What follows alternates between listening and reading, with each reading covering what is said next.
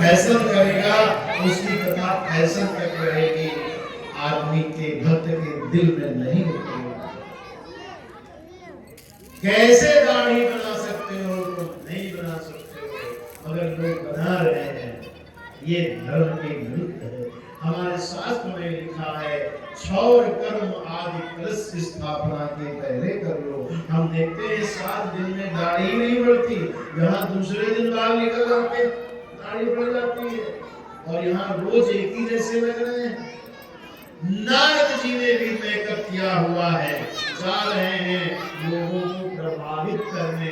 अरे अगर आप भगवान के भक्त हैं तो आप चाहे जहां बैठ जाइए, आपका बाल सीधा हो, टेढ़ा हो, गुलाबी हो, काला हो, नीला हो, भक्त का बाल बाल बोलता है कि वो भक्त है, भक्त है, भक्त। उसकी दृष्टि बता देती है वो भक्त है। जब संत ही मेकअप करने लगेंगे तो भक्त भी मेकअप ही करेंगे, नारद ही बनेंगे और विवाह के चक्कर में फंसेंगे और वैराग्य से क्षुब्ध हो जाएंगे। भगवान देवगणों ने कहा जय विजय ने, आहा बहुत अच्छे लग रहे हो, और दाएं बाएं बैठ गए और कहने लगे उच्चक जाओ, उच्चक जाओ।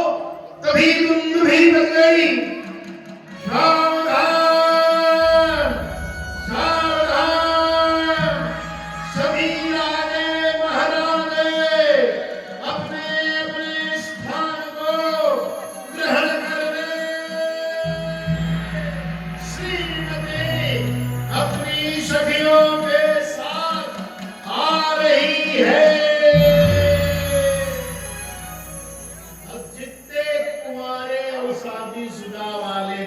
सब बढ़िया बाल खींच कर कंगी उंगली कर बैठ गए।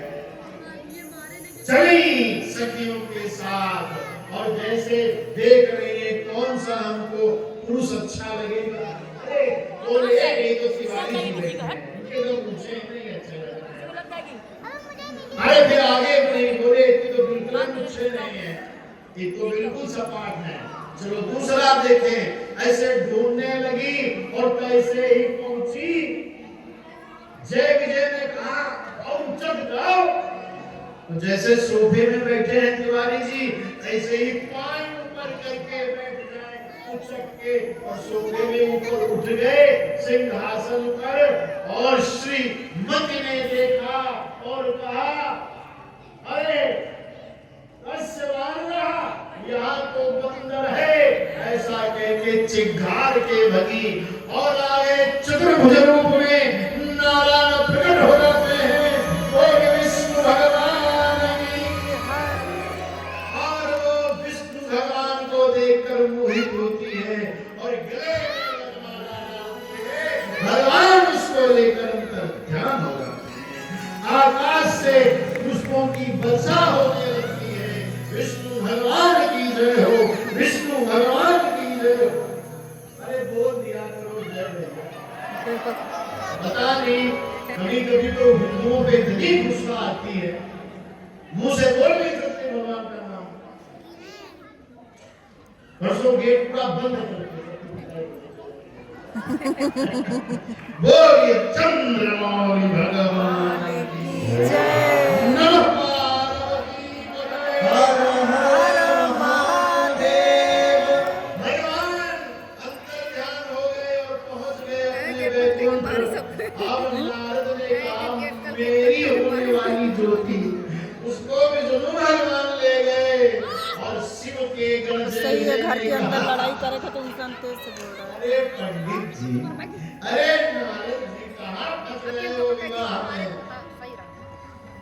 भगवान जिसको जो देता है उसकी पात्रता के हिसाब से देता है। अगर तुम्हारी क्षमता करोड़ों गिनने की नहीं है तो तुम्हें नहीं देगा। एक बार बंबई जाने का अवसर मिला, धीरू भाई अंबानी के परिवार में देखा 51 आचार्य 24 घंटे उनके यहाँ लक्ष्मी विला में ब्राह्मण पूजा करते हैं। 51 घंटे के हिसाब से। तो हमने ये देखा वो ब्राह्मणों का इतना सम्मान करते हैं, और हमारे पास छोटी सी गाड़ी आ जाए 10-20 लाख की तो घमंड बहुत करते हैं, और वो अपने वर्करों से भी ऐसे बात करते हैं। फोटो देखी कभी टीवी पे? दांत खुले रहते हैं। कितने उदार। तो लक्ष्मी किसको मिलेगी? जिसको क्रोध देर में आवे, जो उदार हो, जो सबके लिए सोचे, जो धर्म के लिए सोचे। लक्ष्मी बढ़ रही है क्योंकि वे नित्य निरंतर विष्णु लक्ष्मी की आराधना में है। वो नहीं कर पा रहे हैं तो कुल पुरोहित लगा के रखे हैं। आज देखो, लक्ष्मी पापियों के घर होए, पर अगर संत के घर आ जाए, भक्त के घर आ जाए, तो विनाश करने नहीं आती है, कल्याण करने आती है। और जब रावण के घर में लक्ष्मी जाती है तो विनाश करने जाती है, विनाश करने जाती है। समझ रहे हो? पापी के घर लक्ष्मी जाएगी तो उसका विनाश करेगी, और संत के आश्रम में आएगी तो समाज का कल्याण करेगी, कल्याण करेगी। अब लोग इतना आटा दाल चावल दे रहे हैं, पैसा दे रहे हैं। हम लोगों ने जब भंडारा नृत्य शुरू किया तो पहले दिन अभाव था, पर सबने मदद करनी प्रारंभ कर दी। अरे यहाँ जो चढ़ेगा, मिलेगा, उतरेगा, वो हमारे भक्तों को ही तो लौटेगा। हमारे तिवारी जी अपने घर में रखेंगे, ना हम रखेंगे, ना हमारी अध्यक्ष मधु बहन जी अपने घर में रखेंगी, क्योंकि दान जो मिले वो दान में ही चला जाना चाहिए।